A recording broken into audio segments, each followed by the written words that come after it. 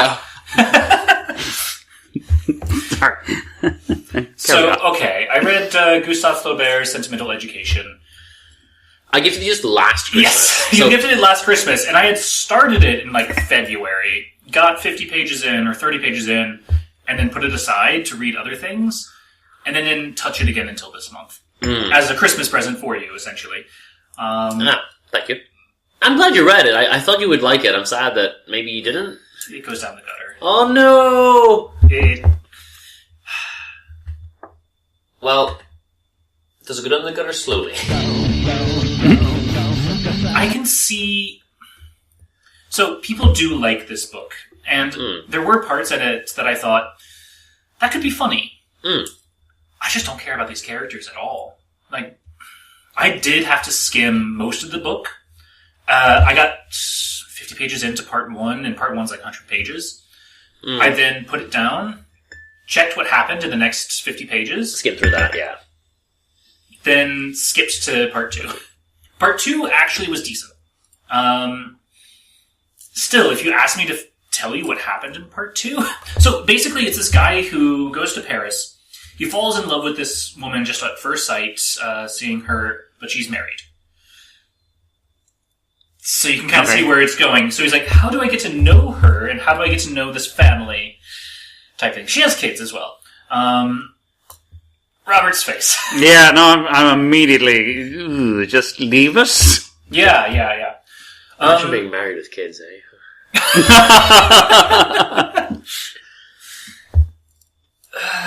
Carry on. Don't worry, I'll look the other way so you don't have to see my face anymore. Okay, now I can speak. Yeah, so not much really else happens in part 1. So that's 100 pages of him just being like, I want to see this woman. He kind of gets to know a few people around. He works a little bit, but doesn't make enough money, so he goes back to his hometown. In his hometown, his uncle dies. Mm-hmm. And he ends up inheriting all that money, and so now he's rich. So he goes back to Paris. Mm-hmm. And then searches for the same people he's got to know in the first part. The first part should have been cut. Just entirely. So that would bring it down to 320 pages or something. It's unmanageable as well, yeah. That first part was rough. Second part wasn't much better, but we do see, so Arnaud is the family that he befriends and the one whose wife that he's interested in. They don't get along super well, the husband and wife. Basically, the husband's just always out. And we find out that he does have a mistress that our main character ends up also going to. And kind of stealing from Stealing him. a mistress, okay. Yeah. But she is just that type of person. She just kind of... I think she just works in a brothel. Yeah, okay, so whoever's, yeah. So she's just kind of, with whoever who pays and all that. But she does end up with our main character later on in, part 3. They end up having a kid together. There's also someone, the boss, I think, dies. And he ends up wooing boss's wife. And that goes on well enough. Arnaud's not interested in him at all, except for when she hears that he might be getting married to someone from his hometown. Okay. Who absolutely loves him, but he doesn't care about it all. So, she's not that great either. Are there any good people in this book? I feel like not really, usually, in a Flaubert. Louise is nice. She's the 15-year-old girl who loves our main character and didn't do anything wrong. Okay. She ends up... Well, no, okay, wait, no. At the end of the book, she does something terrible. So, essentially, he's with these two women, and then Arnaud always, has so many debts, so our main character gives money to him to basically keep him in Paris because he wants to keep seeing his wife. Pretty terrible, I know. Oh my god. And... So many Sounds problems like a here. win-win to me. It does keep him in Paris, but he keeps using all the money on women and not his business. And every time we see him, it seems like he has a new business. Mm. He goes from being some sort of rich person to, I guess, working with, pottery. And then after that, works with, religious goods.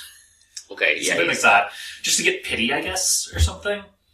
But, yeah, it gets to the point where they actually do move away and he's not able to give him the money in time. But he asked, like, the woman who is the wife of his boss for the money, and she figures out, that money was supposed to go to the woman, or the family of the woman that he's been pining after this entire time. So she gets really angry with him, and then sort of plays a prank on him, but it's irrelevant. Basically, she's just like, we're over. Also, the woman who is at the brothel, essentially, her son just dies. Oh. So, he's less than a year old. Oh no! We also learned at one point that he doesn't beat her just because she was pregnant. He was going to beat her just Has she not been? I'm with child. He's like, lucky. You get away this time. Essentially. Oh my god. He's terrible. Yeah. So then she leaves him as well because he's like, he doesn't care about her and he's just incredibly rude and mean to her. So he's like, alright, there's that one girl at my hometown who really loved me. So I guess I'll go see if she wants to marry me then. I can't have either, like, any of these three people. Already terrible. He arrives at his hometown, and then, of course, she just got married to his best friend. We're near the end of the book right now. So I think that's meant to be a sad moment, but I think by that point you didn't feel anything. I didn't feel anything because he's That's the thing. another time. Damn it. Yeah. But no, I think I get what you're saying, you know. I get what you're saying. I think that's supposed to be a moment of comeuppance. Yeah. Exactly. You're like, yes, good. That's what should have happened. Then we also find out at the very, very end of the book that she ran away with some other person, so left his best friend. So she was also not a good person. So is there any good person in the book? The best friend is maybe okay. Oh, I don't know if he does anything at all. The thing about these types of books, your Flauberts and Balzacs, is generally everyone is terrible in them. Or if there is one good person, it's the person who's being constantly screwed over by everyone else the entire way through the book. You know? Yeah. There's not really good people doing good things. Madame Arnaud is not really nice because she does essentially cheat on her husband at one point. Like, they do kiss each other, but yeah, she does turn him down, like, because her son got sick, and she's like, this is God giving me a sign that I should not meet him. It's like, okay, well, if that's what it takes to, her husband, sure. So it does seem they're estranged, but they do stay together at the end. And then it ends with just, like, the best friend and our main character just, well, it looks like the best time of our life was that one time we went to the brothel together. It's like, okay. Yeah, neither of you are married. I don't think the best friend did anything wrong necessarily, but again, I skimmed a lot of this book. Because I explained everything that happened, essentially, and there's nothing else.